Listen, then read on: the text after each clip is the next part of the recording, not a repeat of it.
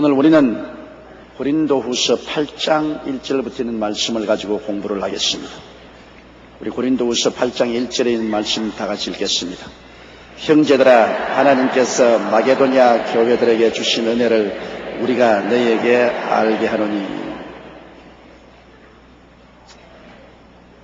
하나님께서 각 사람마다 주시는 은혜가 다르고 각 지역마다 주시는 은혜가 다릅니다.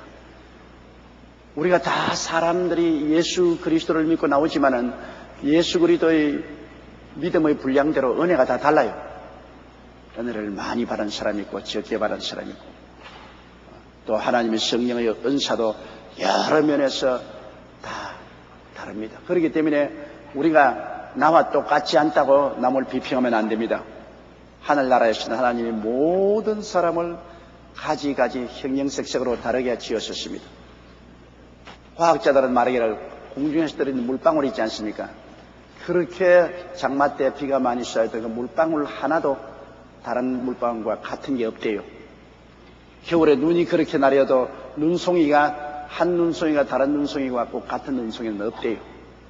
여러분께서 지금 밖에 나가면 저렇게 푸른 나무가 있지 않습니까?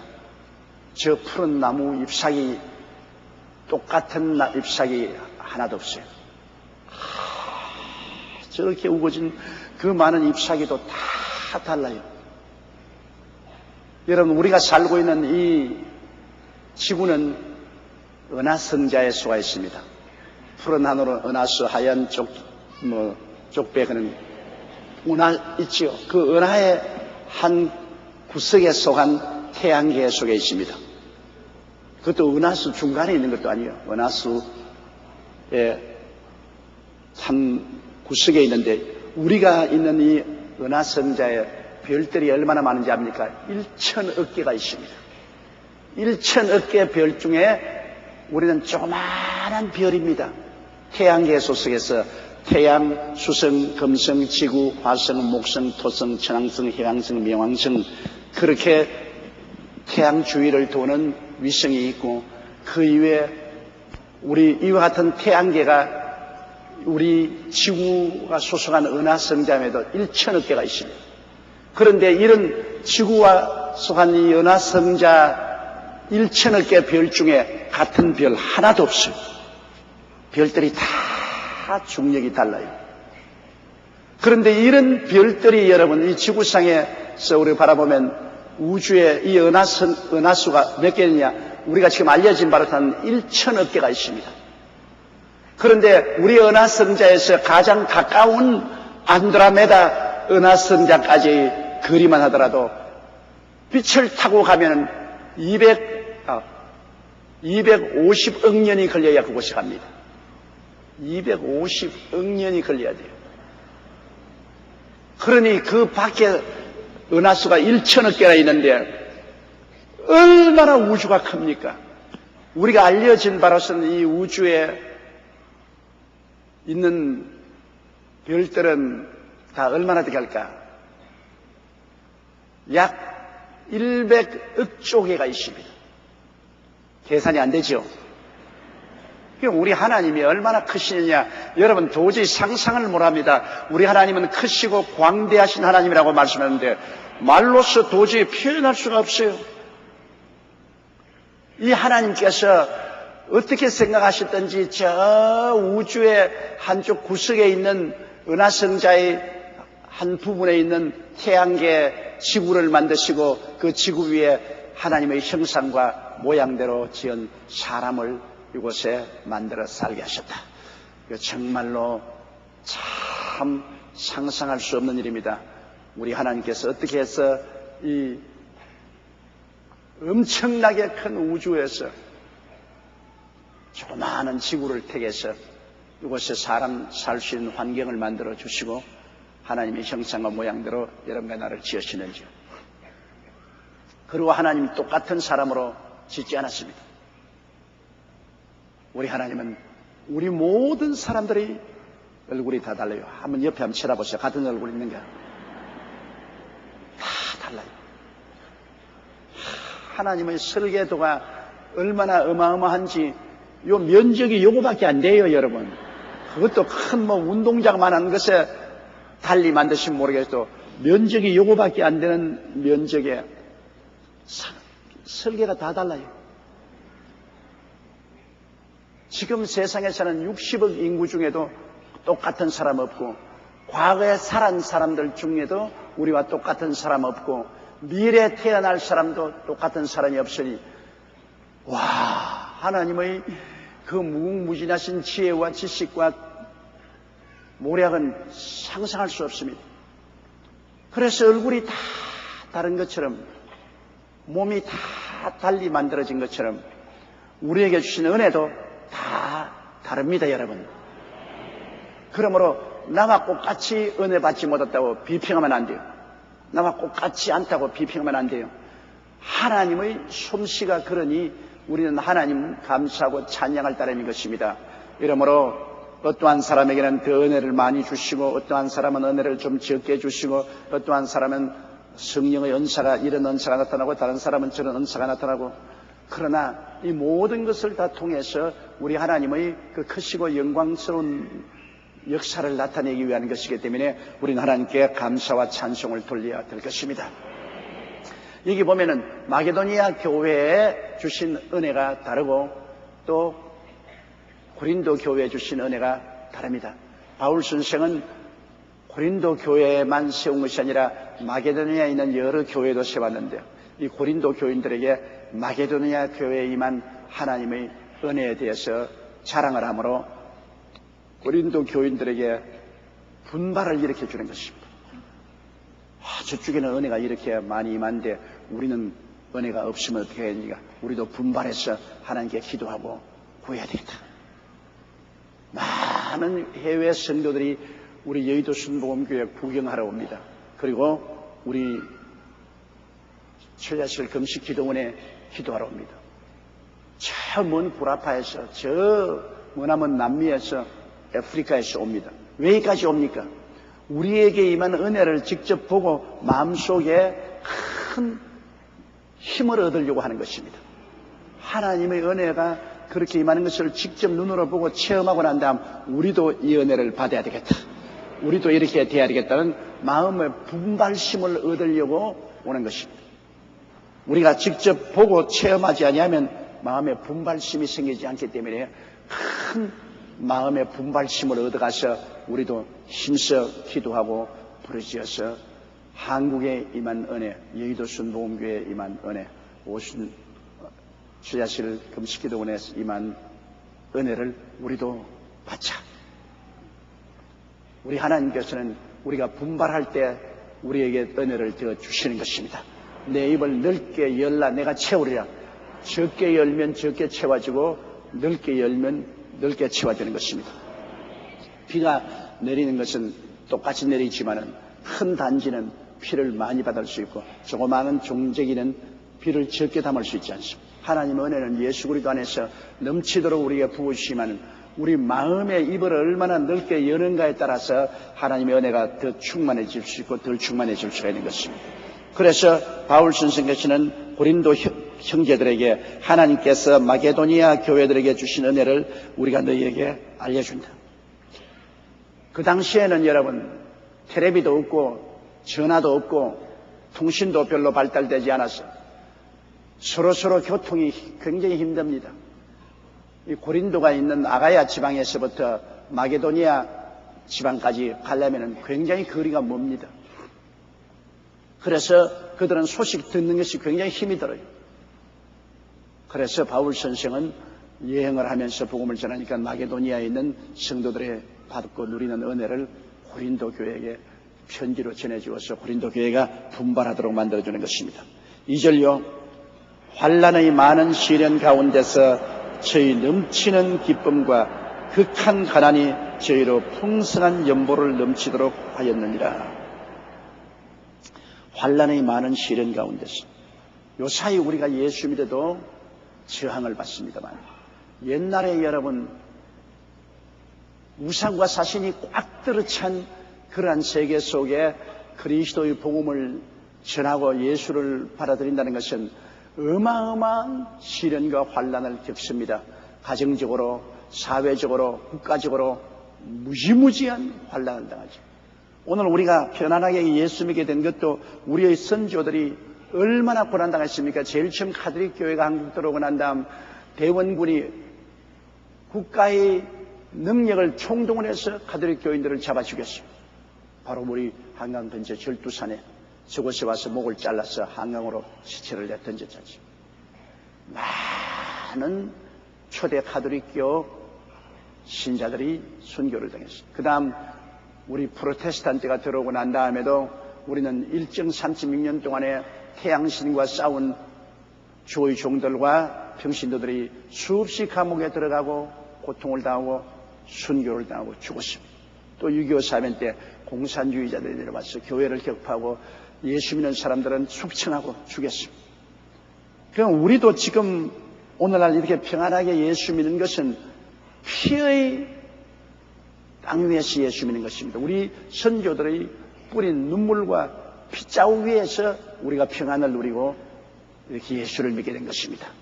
정말로 우리 한국에도 120여 년 기독교 복음이 들어온 기간 동안에 절반 이전은 너무나 많은 핍박을 당하고 고통과 괴로움과 슬픔과 죽임을 당했습니다. 그러나 그 후반기를 사는 우리들은 이렇게 정말 예수 믿는 것을 자랑스럽게 생각하고 평안하게 믿을 수 있지 않습니까? 한국 사회 어느 곳에 가도 정치계나 경제계나 군사계나 어디 가도 10사람이면 3사람은 예수 믿는 사람들이고 그 3사람들이 다 지도적인 위치에 있기 때문에 오늘날 우리는 당당하게 어깨를 펴고 예수를 믿을 수 있지 않습니까? 이거 얼마나 자랑스러운 것입니다. 그런데 마게도니아에 바울 선생이 복음을 전달할 때는 어마어마한 사회적인 국가적인 핍박이 있었습니다. 그러므로 환난이 말로 다 할 수 없습니다. 환난 밖에서 다가오는 것이고 공고는 마음속의 고통입니다.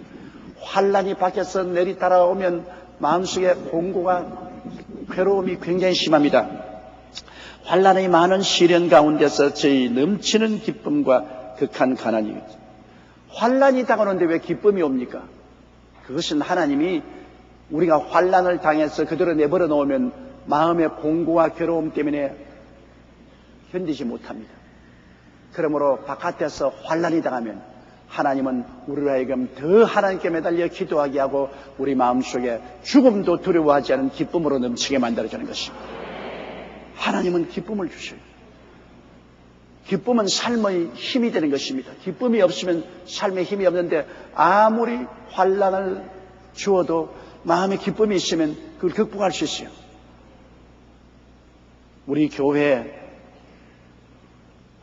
조순희 권사라고 설해문에 있을 때 열심히 예수를 잘 믿는 권사님이 계셨는데 나는 얼마 전에 그 따님을 만나서 굉장히 반가웠습니다.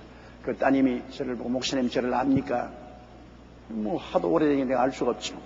내가 조순희 권사의 딸입니다 해서 내가 우리 조순희 권사님 옛날 모습이 얼굴에 떠올랐습니다. 다 천당 가시지만 그 권사님 남편이 얼마나 핍박을 했는지 권사님이 교회 갔다가 오면은 남편이 아예 작업복 딱 입고 몽둥이 들고 기다립니다. 그냥 옷 아닙니다. 아예 작업복을 입고서 기다렸다가 그 부인이 오면은 그대로 머리를 휘어잡고 지하실로 끌고 들어가서 문을 닫고 난 다음에 개 패듯이 패는 겁니다. 그렇게 맞고서 저희 교회에 나와서 목사님 이것 좀 보십시오. 그 팔, 다리를 켜치내 보면 완전히 피명 덩어리입니다. 이렇게 맞고도 살아 있을 수가 있느냐 할 정도로 몸 하나 성한 데 없이 개패시 때립니다. 야, 참 이 세상에 굉장히 독한 사람도 있어요. 우리는 마음이 약해서 그렇게 못해요. 우리는 예수 안 믿어도 그렇게 못해요. 사람이 태어날 때부터 벌써 마음이 여러분 독한 사람이 있어요. 이 마음이 독한 사람은 어마어마하게 무섭습니다. 원래부터 마음이 약한 사람, 유순한 사람은 또 아무리 독하게 되라 해도 못 돼요. 독하게 못 돼요. 독한 사람은 아무리 유순하게 되라 해도 또 못 돼요. 그 사람이 태어날 때부터 마음 개성이 다른데 독한 사람 만나면 혼납니다.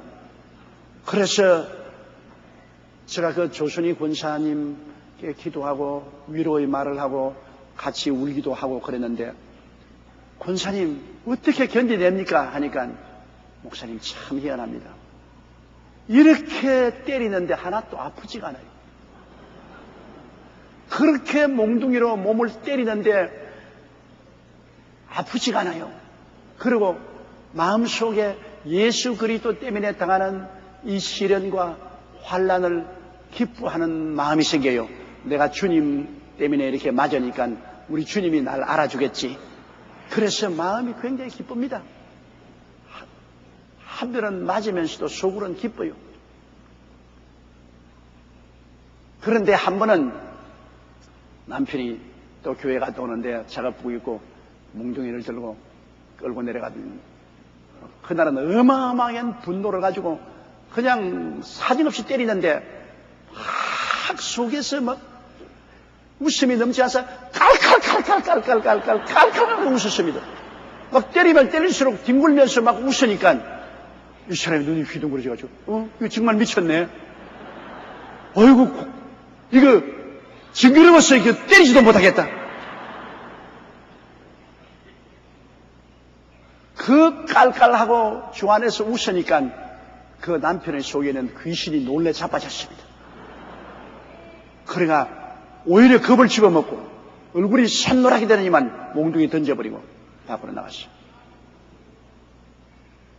그러지만 얼마 있지 않아요. 중풍이 걸려서 쓰러졌습니다. 쓰러져가 이렇게 들어 누워서 입도 다 비뚤어지고 먹지도 못하고 하는데, 그래서 또 와서 기도해달라 그래서 제가 기도하러 갈 때 마음속으로 이놈의 영감 죽어라.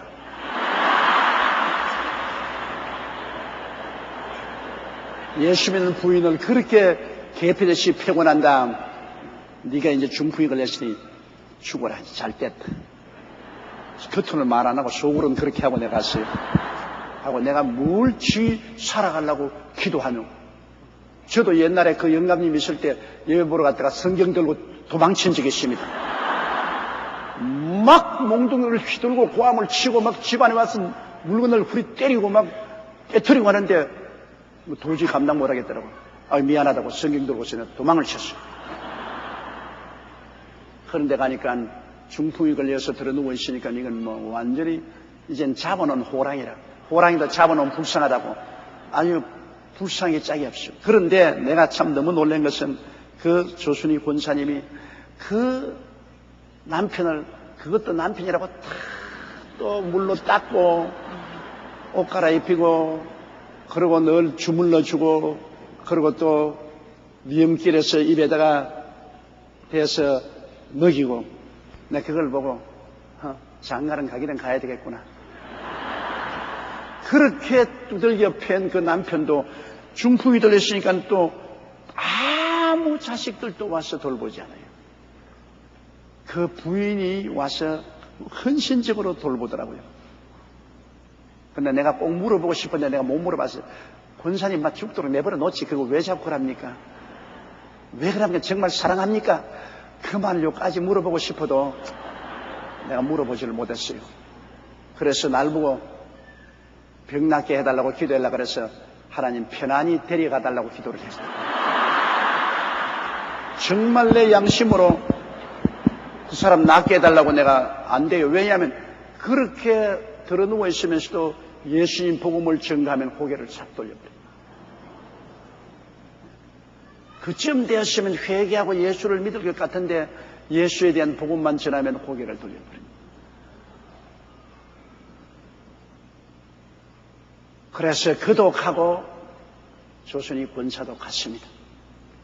세월이 그렇게 흘러서 핍박하던 사람도 가고 핍박당하는 사람도 가고 어디를 갔겠어요 여러분?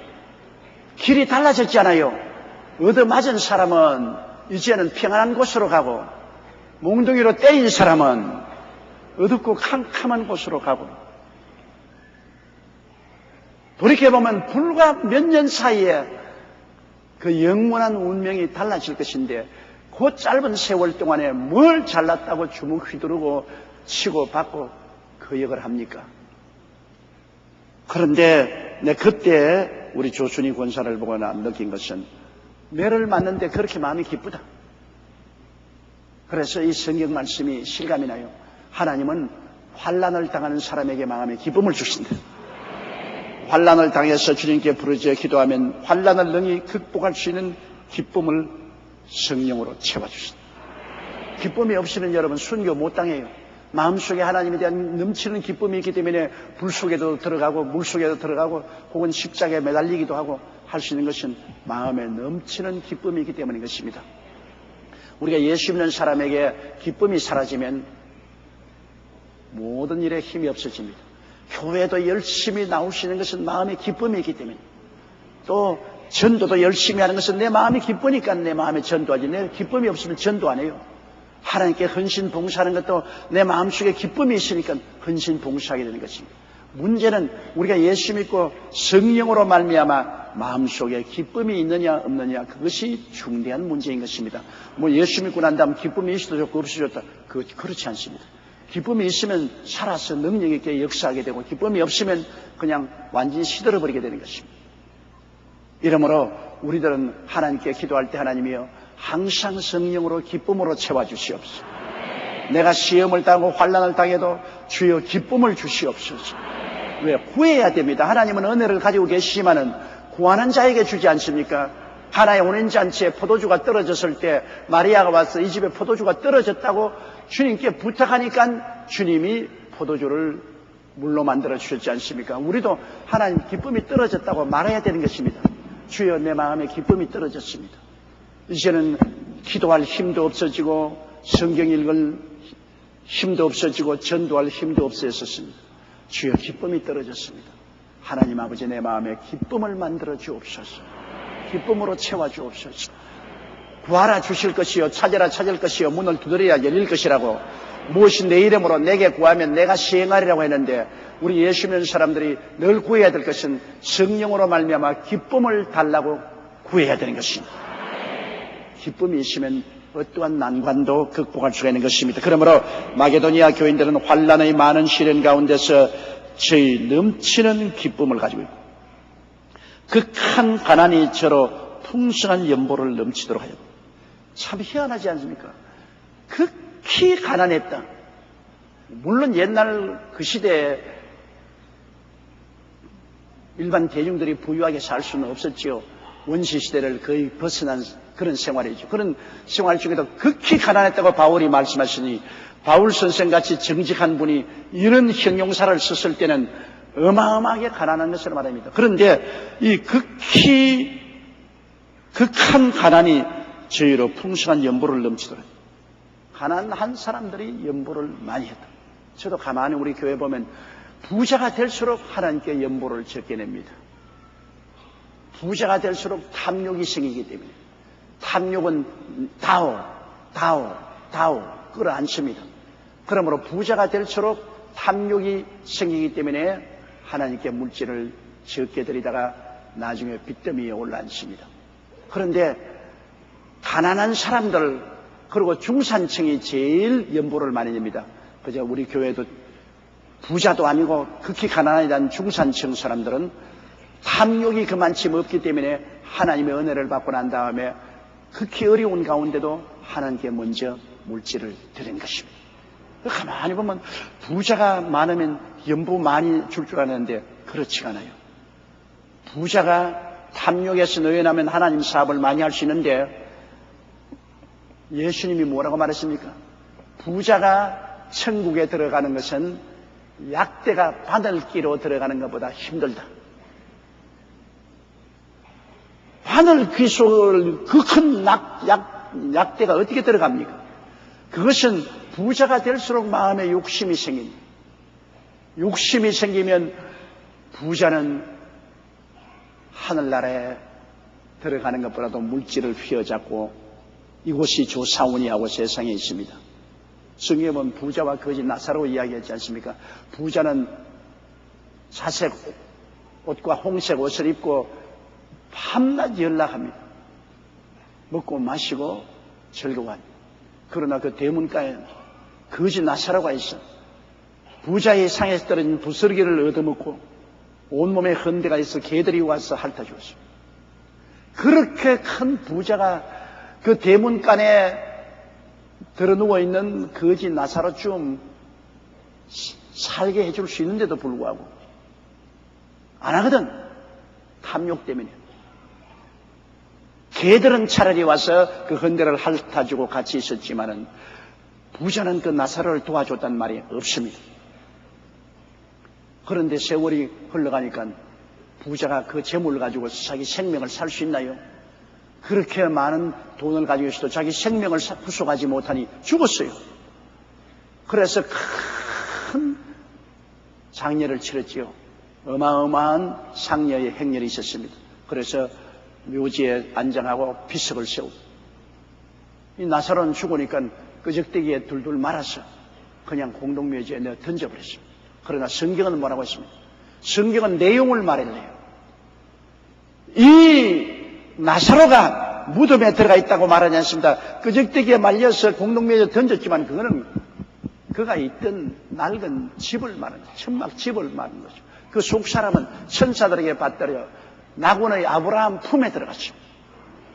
그리고 이 부자는 그 거창한 무덤에 아름다운 비석을 세운 그곳에 살더라고 말하지 않았습니다. 그런 음보에 들어가서 불꽃 가운데서 고민을 하다가 쳐다보니까 나사로가 아브라함의 품 낙원에서 호강을 하고 있는 것을 보고 아버지 아브라함이여 내가 이 불꽃 가운데 너무 고생하니 저 나사로를 보내서 손가락으로 물 한 방울 찍어서 내 혀를 서늘하게 해주고 자기는 살아생전에 나사로에게 단 한 푼도 안 준 사람이 밥 한 상 안 차려준 사람이 이제는 음부에서 뜨거워 고통하니까 나사로를 보내어서 나에게 물 한 방울 달라는 탐욕, 탐욕, 탐욕. 땅에 있어도 탐욕, 하늘에 올라가시조차도 자기 중심의 탐욕을 가지고 있습니다. 여러분, 사람이 이 육신으로서 지상에 영원히 살지 않습니다.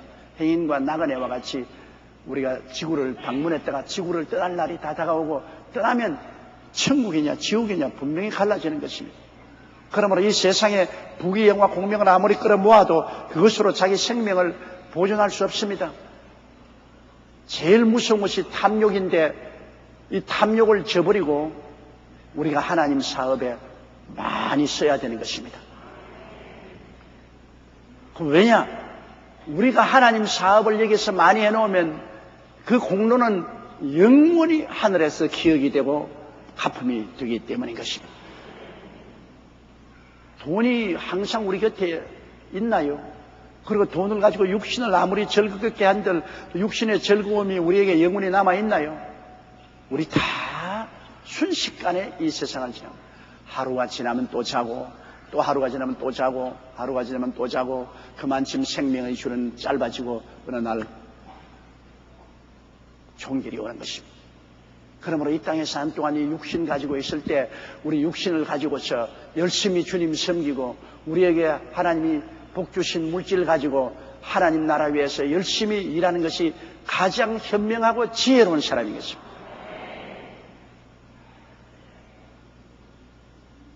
솔직한 말로 자식들에게 물질을 많이 유산 줘도 자식들이 그거 가지고서 고맙다고 할 사람 아무도 없습니다. 고맙다고 안 합니다. 부모가 당연히 해줄 것 해줬다고 생각하지 그것 때문에 고맙다고 부모 어깨에 걸머쥐고 다닐 자식이 누가 있나요? 그리고 물질을 많이 주면 줄수록 자녀들을 타락시키죠. 자기가 피땀 흘려서 모은 재산 아니기 때문에 쉽게 다 탕진해버리고 말죠. 이 마게도니아에는 여기 극한 가난이 저희로 풍성한 연보를 넘치도록 하게 했다. 가난한 사람들이 주님께 물질을 많이 드립니다. 그러니까 또 가난한 사람을 하나님께서 축복해 주어서 부자로 만들어 주시죠. 부자로 만들어 주면은 또 그 다음부터는 연보를 안 한다고. 그러니 하나님이 참으로 부자 만들어 주기도 굉장히 곤란하다고요. 가난할 때는 연보를 많이 하고 아낌없이 하더니 좀 부자를 만들어 주니까 그만 안 한다. 실제입니다. 나도 우리 교회에서 완전히 파산해서 죽게 되어가지고서 교회 와서 회개하고 그 다음에는 자기가 내 선교 여행도 이제 따라다니겠다고 선교 여행 따라다니면서 협조도 하고 그러고 아예 그냥 빚이 졌음에도 불구하고 11조 꼭 드렸어요. 11조 꼭 드리고 그래가 하나님께서 가난에서 일어나고 복을 받게 됐어요. 그래가 11조가 점점 많아지기 시작해요. 1년에 1,000만 원 된 11조가 나중에는 5천만 원 되고 나중에는 1억이 되고 그래서 11조 1억을 1년에 한 2번 가져오더니만 그 다음에는 하루는 11조 봉투를 가져와서 목사님 이게 마지막입니다 그러더라고요. 왜 그러냐니까 도저히 손이 떨려서 11조를 낼 수가 없습니다.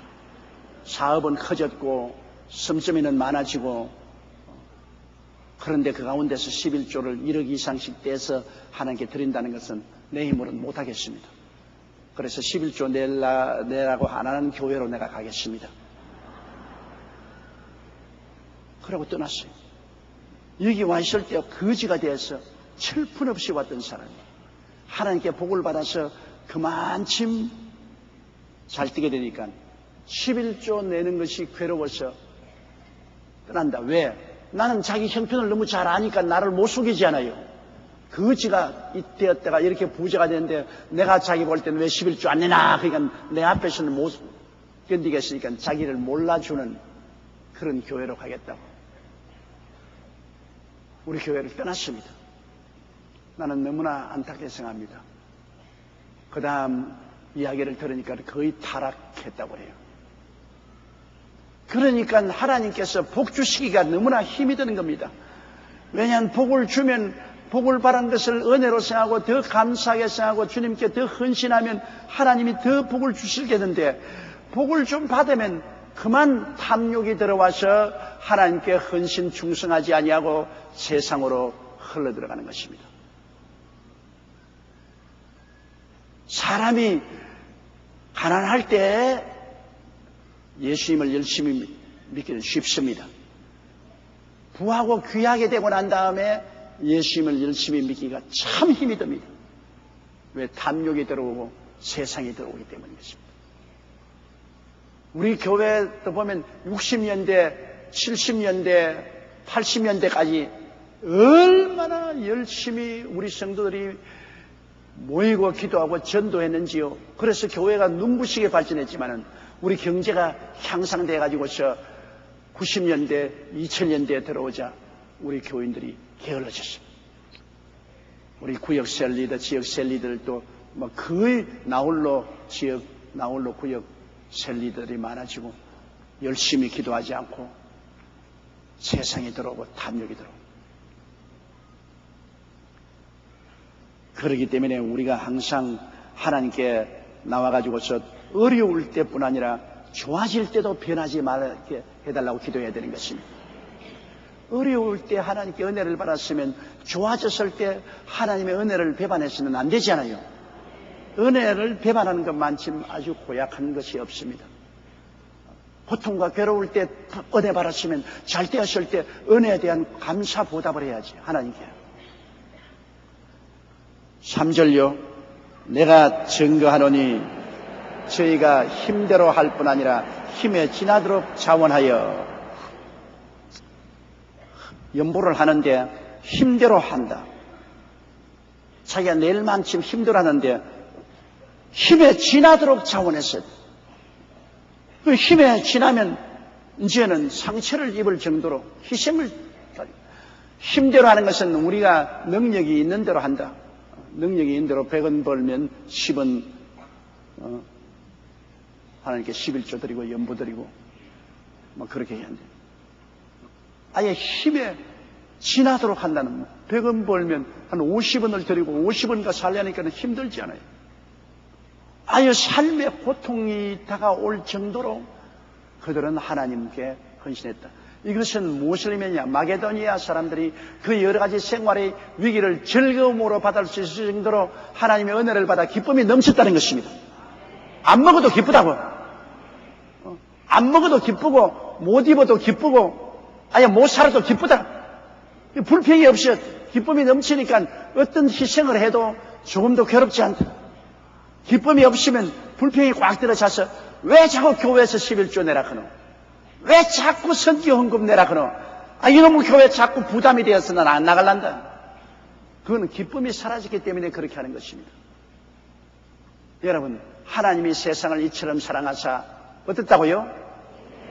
주셨으니. 사랑은 주는 것과 똑 밸런스입니다. 여러분, 사랑과 믿음은 재볼 수 있습니다. 사랑과 믿음은 눈에 안 보이지 않아요. 사랑도 마음에 있는지 없는지 눈으로 못 보지 않아요. 믿음도 있는지 없는지 눈에 안 보이지 않아요. 그러나 안 보이는 그 사랑과 안 보이는 그 믿음을 우리가 수학적으로 재볼 수 있습니다. 어떻게? 내 물질이 있는 곳에 내 마음도 있나니라.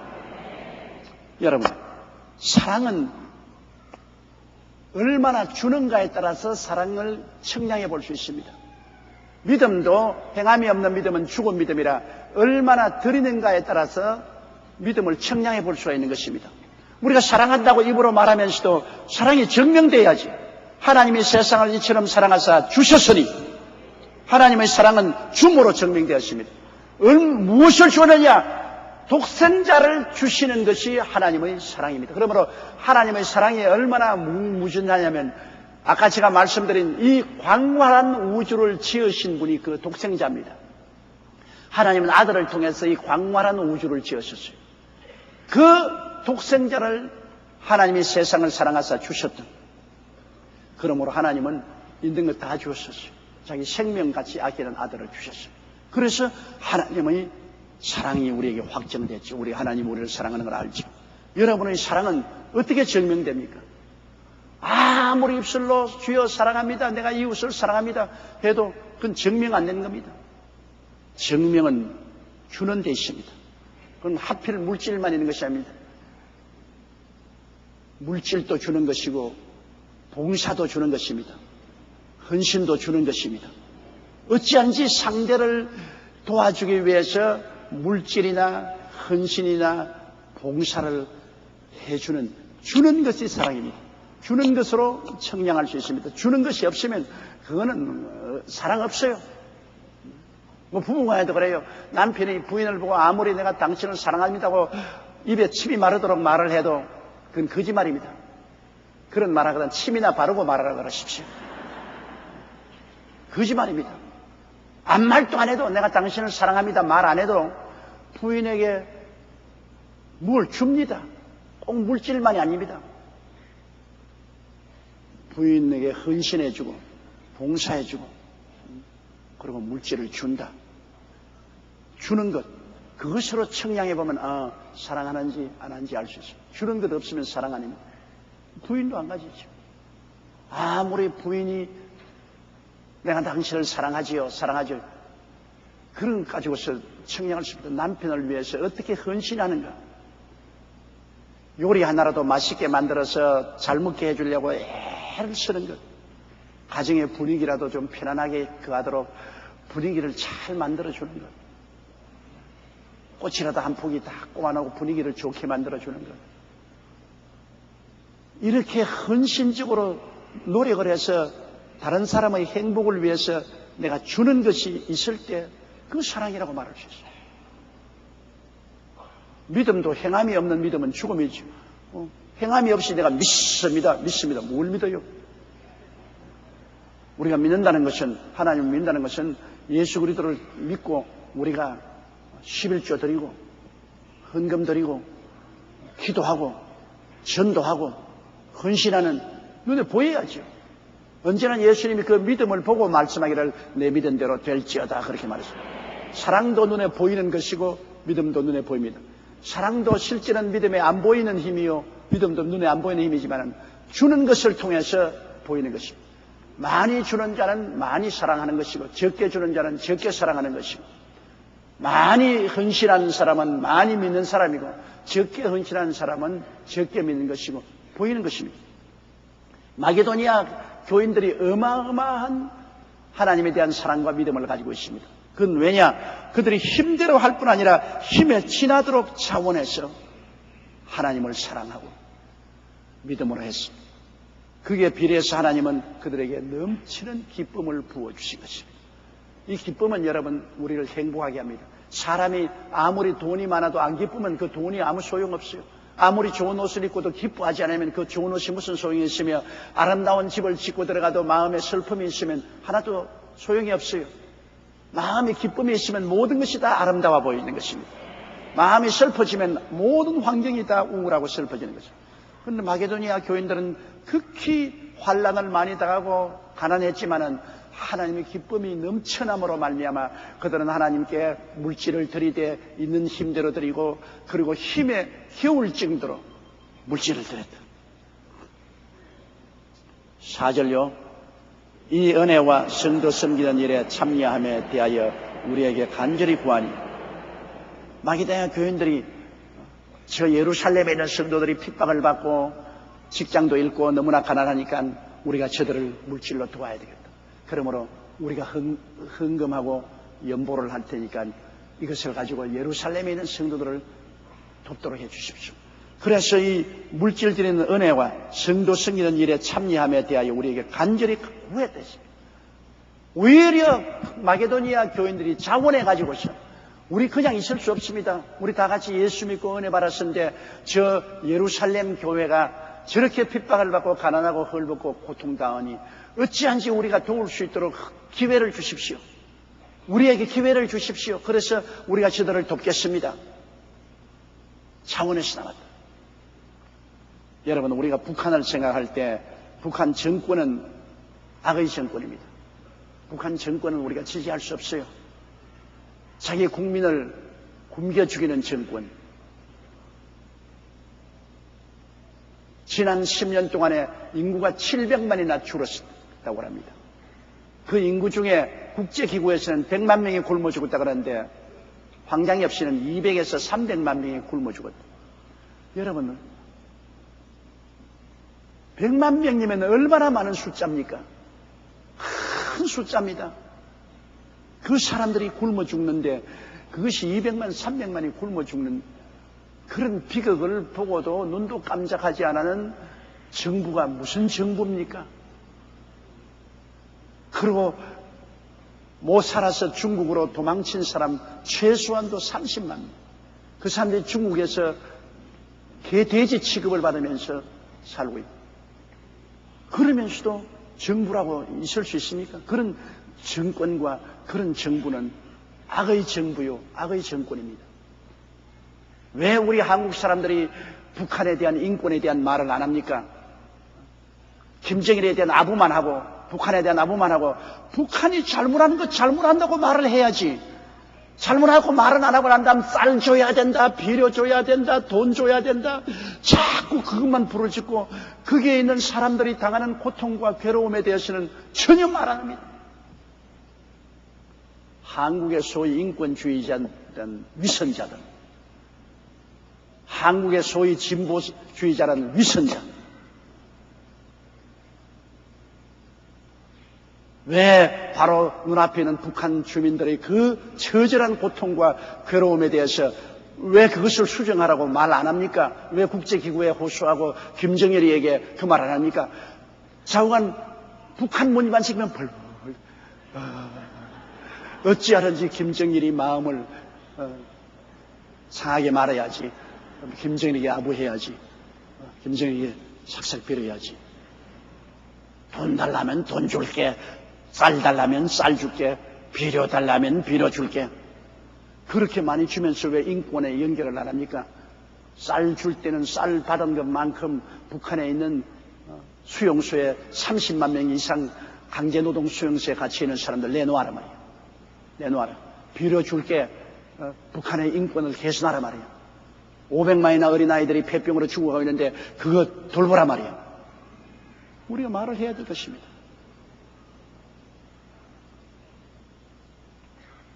정말로 너무나 고통당하는 북한 동포들을 볼 때 우리 예수 믿는 사람으로서 가만히 있을 수가 없어요.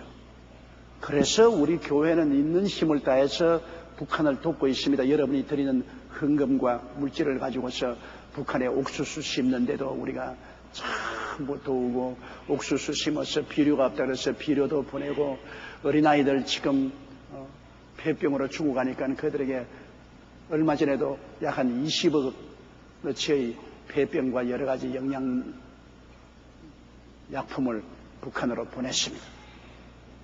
계속해서 하고 있어요. 그건 왜냐? 북한 아닌 아프리카 난민을 위해서도 우리가 지구촌의 인류로서 해야 될 것이고, 이라크를 위해서도 해야 되겠지만, 가장 가까운 북한은 우리 형제들입니다. 우리 형제들이. 그들이 고통당할 때 우리가 고통에 동참해야 돼요. 함께 울고 함께 웃어야 돼요. 그러므로 우리가 먹는 것 나누어 먹고 입는 것 나누어 입히고 우리가 쓰는 약품 나눠줘야 돼요. 그러나 북한 동포는 우리가 그렇게 하지만 북한 정권은 우리가 인정할 수 없습니다. 우리의 동포들에게 재앙이 되어 있는 그 정권을 우리가 유지시키기 위해서 관광을 하고 돈을 보내고 이건 있을 수 없습니다. 무슨 정부라는 것이 마약을 팔아가지고서 공식적으로 마약을 팔아가지고서 돈을 벌고 대량 살상 무기를 만들어서 팔아서 돈을 벌고 그 돈 가지고서 원자 핵 만드는 데 쓰고 국민들은 굶겨 죽이는 이러한 정권이 있을 수가 있어요.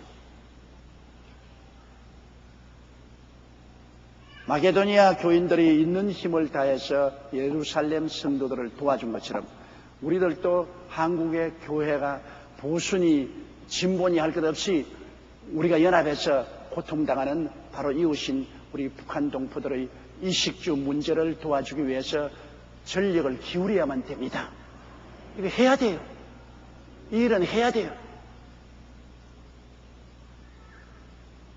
그러니 참으로 착잡하기가 말로 닿을 수 없습니다. 정권은 악의 정권인데 그 밑에 고통당하는 국민은 우리의 형제라. 그러니 형제는 도와줘야 되지만 북한 정권은 우리가 도울 수가 없습니다. 그건 재앙입니다. 북한에도 재앙이고 우리에게도 재앙인 것입니다. 얼마나 건망집니까? 우리에게 도움을 청하면서 까불지 마라. 까불면 한 대 먹어라. 이렇게 말을 합니다. 너희들 까불면 뭐 무한한 재앙을 당할 것이다. 얻어먹으면서 큰 소리 하니. 왜 협박당하면서 우리가 도와줍니까? 당당히 우리가 말하고 도와줘야지. 이런 것을 생각하면 참 마음이 착잡합니다. 그러나 우리 예수 믿는 사람으로서는 원수가 줄이거든 먹이고 목마르거든 마시오라. 원수가 갚는 것이 내가 있으니 내가 갚으려고 하신 말씀대로 악을 악으로 갚지 말고 선으로서 악을 이기라고 했었으니 우리 당장 이웃에 있는 우리 북한을 어찌하든지 회개시키도록 기도하고 복음을 전도하고 우리가 물심양면으로 도우는 일에 게을리하지 말아야 될 것입니다. 여러분도 아멘 하려니까 착잡하지요? 아멘 소리가 크지 않아요. 착잡하다. 마음이 아주 착잡해요. 5절요.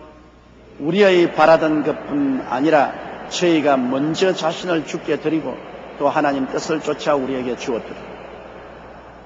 우리가 마게도니아가 예루살렘에 있는 교인들을 돕기 위해서 헌금해 줄 것을 바란 것은 사실인데, 그러나 마게도니아 교인들은 먼저 자신을 주님께 드리고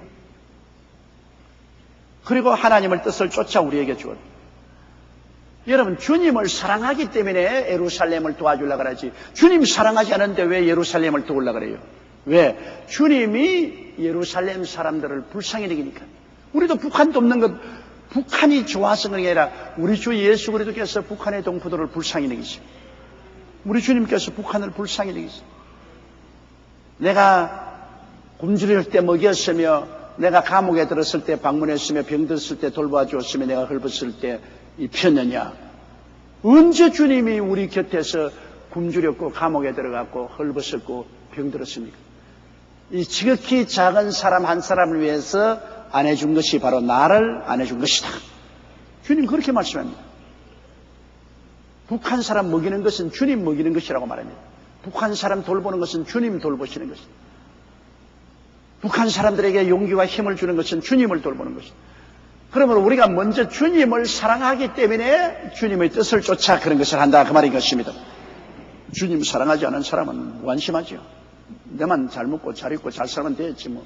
근데 이웃에 대해서 무슨 그런 큰 관심을 가질 것이냐 그렇게 말하겠지만은, 주님은 우리 위해서 몸을 찢고 피 흘려서 죽기까지 사랑해 주셨다. 이 주님이 저 사람들을 먹이고 입히고 돌보라고 하니까 우리가 지구촌에 있는 우리들로서 그렇게 해야 되겠다. 우리는 복음을 증거하고 그리고 있는 힘을 다해서 물질적으로 도와줘야 된다. 그다음 북한뿐 아닙니다. 지구촌 어느 곳이라도 재앙을 당한 곳에는 우리의 사랑과 협조가 가야만 되는 것입니다. 이 광활한 지구에 이 수많은 사람 가운데 우리가 어떻게 다 돕느냐? 우리가 다 도우라는 것은 아닙니다. 그러나 우리가 할 수 있는 만큼은 하라는 것입니다. 내가 할 수 있는 만큼 하라. 뭐 애국하라 그러니까 와, 난 애국을 어떻게 하느냐? 나는 정치인도 아니고 군인도 아니고 하는데 애국을 어떻게 하냐? 여러분, 애국을 큰 데 찾지 말고 애국을 우리가 공원에 들어갈 때 풀 한 포기 안 바른 그것이 애국입니다, 여러분. 공중 화장실에 들어가서 휴지 안 훔쳐가는 그것도 애국입니다, 여러분. 공중 화장실에 휴지를 다 뽑아가 가져가 버리면 어떻게 합니까? 공중이 사용하는 수도꼭지 안 뽑아가는 것도 애국이고. 애국을 큰 데 찾지 마세요. 조그마한 곳에 밤에 일어나서 남몰래 쓰레기 갖다 내버리는 그거 안 내버리는 것도 애국이라고요. 비닐 위에 분리수거할 수 있도록 좀 손 들어가지고 하는 것. 내 현재 환경에서 지극히 적은 것에 우리나라가 잘 살 수 있도록 하기 위해서 조그마한 기여를 하는 것. 그것이 애국이요. 여러분 보고 큰 것 해가 신문에 나고 텔레비에 나야 애국인 줄 그렇게 생각하면 안 됩니다. 신문에도 안 나고 텔레비도 안 나오고 지극히 적은 것에서 내가 나라와 민족을 위해서 일하는 이것이 진짜로 애국이라고요.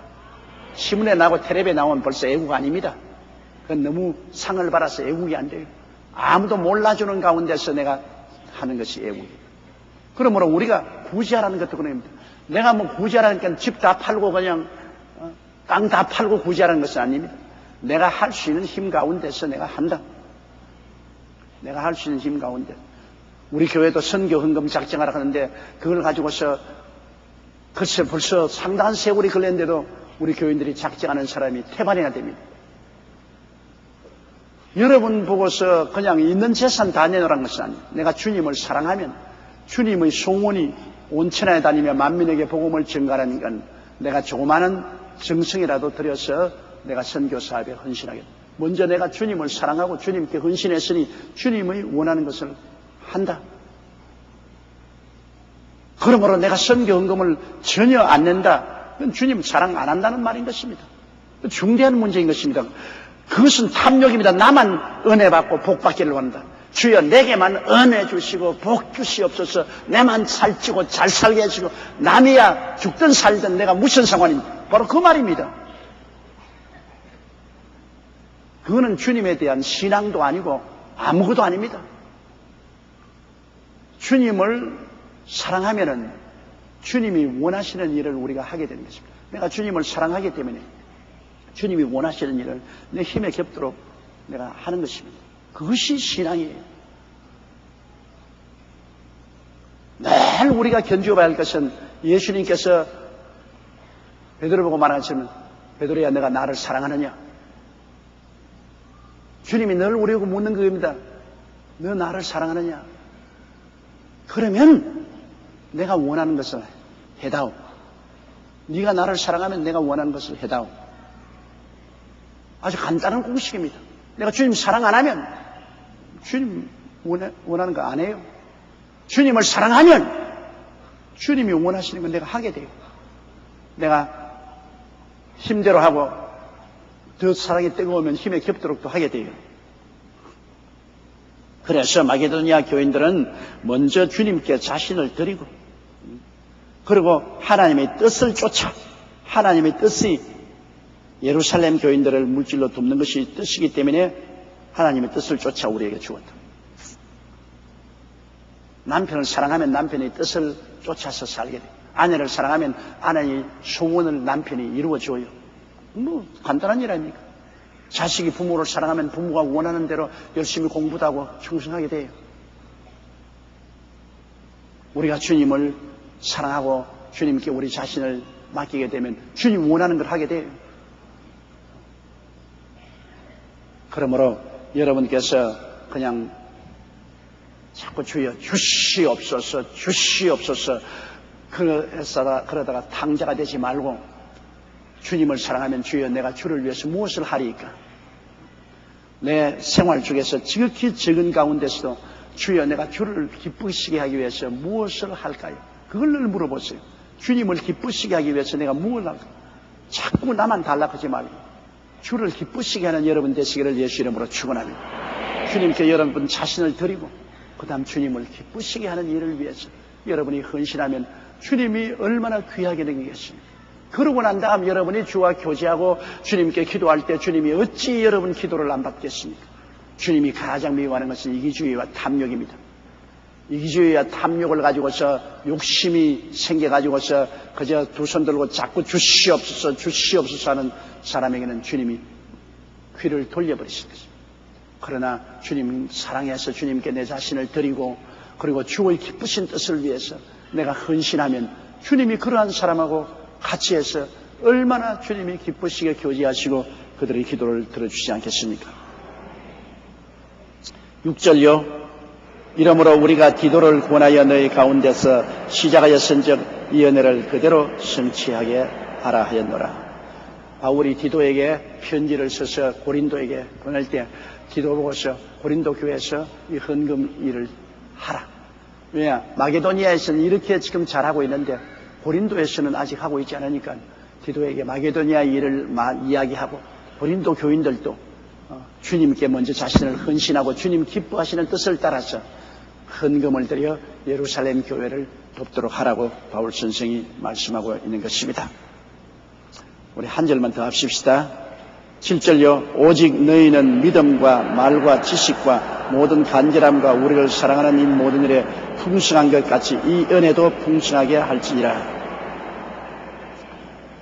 고린도 교인들은 믿음도 풍성했습니다. 말과 지식도 풍성했습니다.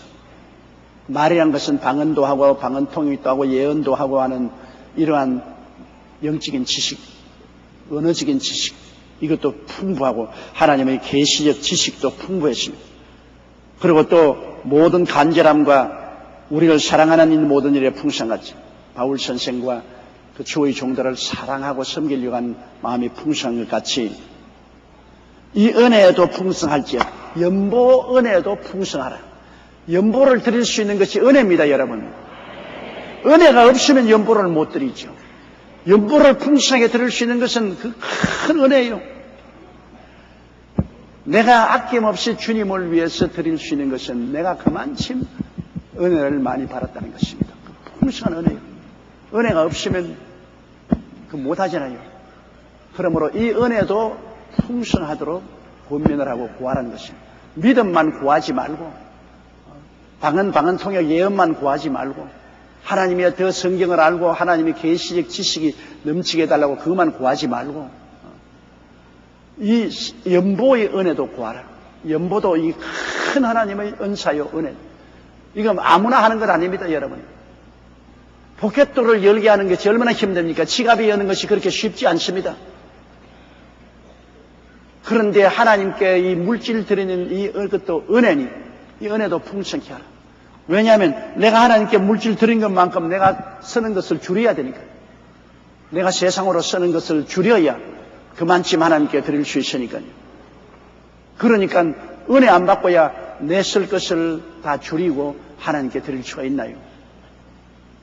언제나 하나님께 드린다는 것이 내가 쓰고 남은 것 드린 거 아닙니다.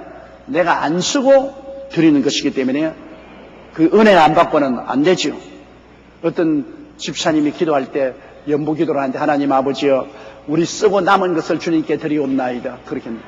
여러분 쓰고 남은 것 주님께 드리면 주님 거지 아닙니까? 내가 다 쓰고 이제 남아있는 것 찌꺽지를 드리겠다니까 그건 잘못된 기도예요. 쓰고 남은 것 드린 거 아닙니다. 내 쓸 것 안 쓰고 드리옵나이다. 쓰고 남은 것 주는 것은 그거는 은혜가 아닙니다.